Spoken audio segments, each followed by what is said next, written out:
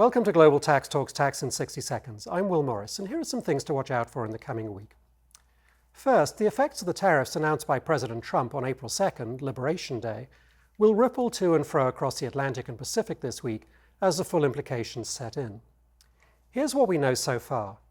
There will be reciprocal tariffs on the EU of 20%, 31% on Switzerland, 24% on Japan, 46% on Vietnam, etc. And the 34% on China will be in addition to existing 20% tariffs there, making for a total of 54%. The EU and other countries, while expressing a willingness to negotiate, have also made clear that they will retaliate if necessary, with some countries specifically referencing digital services.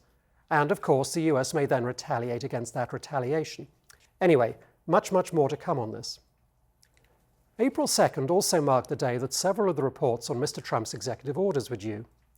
We don't expect those to be released yet, maybe not for a while, and no actions have been taken on them yet. But we got an interesting foretaste of what might be in there when the US Trade Representative, or USTR, released its almost 400-page annual national trade estimate April 1st, which includes trade and tax barriers affecting US exporters, such as DST-like measures and the CBAM.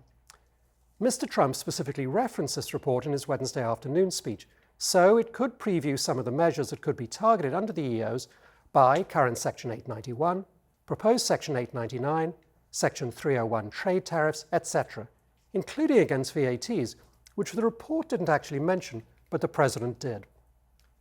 Moving away from this for a moment, expect also to hear more about the UN, where the UN Tax Committee of Experts just wrapped up its last meeting of its 4-year mandate.